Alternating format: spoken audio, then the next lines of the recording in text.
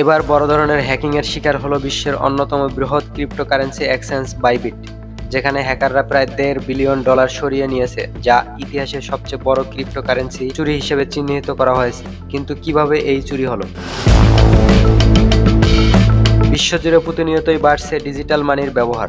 প্রযুক্তিগত উন্নতিতে digital money ব্যবহার করতে প্রায় সবাই নিরাপদ বোধ করেন। তবে এর লুপ হোল ব্যবহার করে ফাঁদ পেতে বসে থাকে ডিজিটাল দুনিয়ার চোর বা হ্যাকাররা। এবার সেই ফাঁদে পড়েছে বিশ্বের অন্যতম বৃহৎ ক্রিপ্টোকারেন্সি এক্সচেঞ্জ বাইবিট। হ্যাকাররা এই প্রতিষ্ঠানটির প্রায় $1.5 বিলিয়ন বা $150 কোটি, যা পাউন্ডের হিসাব করলে 1.1 বিলিয়ন মূল্যের ডিজিটাল মুদ্রা চুরি করেছে, যা ইতিহাসের সবচেয়ে বড় ক্রিপ্টোকারেন্সি চুরি হিসেবে চিহ্নিত করা হয়েছে।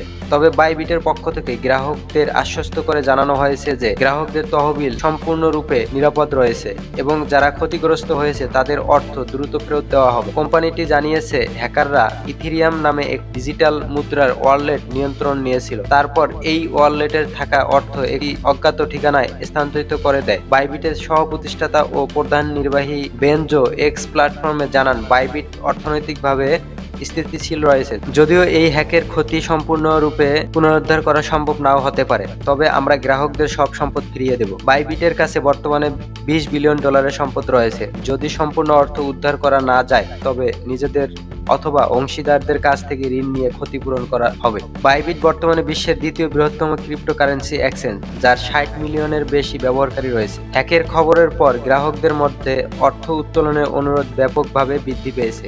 তারা 3,50,000-এরও বেশি উত্তোলনের অনুরোধ পেয়েছে।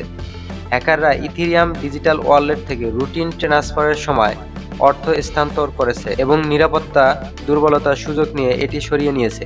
তবে বাইবিট জানিয়েছে তাদের অন্যান্য ওয়ালেটগুলো নিরাপদে রয়েছে। এই হ্যাকের পর ইথিরিয়ামের মূল্য প্রায় 4% কমে যায়, তবে পরবর্তীতে এটি আগের স্তরে ফিরে আসে। বাইবিট থেকে সাইবার সিকিউরিটি ও ক্রিপ্টো অ্যানালিটিক্স বিশেষজ্ঞদের সাহায্যের জন্য ডাকা হয়েছে। তারা উদ্ধারকৃত অর্থের 10% পুরস্কার হিসেবে দেওয়ার ঘোষণা দিয়েছে। অর্থাৎ পুরো অর্থ উদ্ধার করা গেলে পুরস্কার হিসেবে $140 মিলিয়ন দেয়া হবে। এদিকে মার্কিন প্রেসিডেন্ট ডোনাল্ড ট্রাম্প দ্বিতীয়বার নির্বাচিত হওয়ার পর ক্রিপ্টোকারেন্সির মূল্য রেকর্ড পরিমাণে বেড়েছিল। তিনি হোয়াইট হাউসে ফিরে আসার পর যুক্তরাষ্ট্রকে বিশ্বের ক্রিপ্টো রাজধানী বানানোর প্রতিশ্রুতি দিয়েছে। তবে বাইবিটের এই হ্যাক ক্রিপ্টো ইন্ডাস্ট্রির জন্য একটি বড় ধরনের ধাক্কা হয়ে এসেছে। এ পর্যন্ত বাইবিটে হামলাকারী বা হ্যাকারদের পরিচয় অজানা।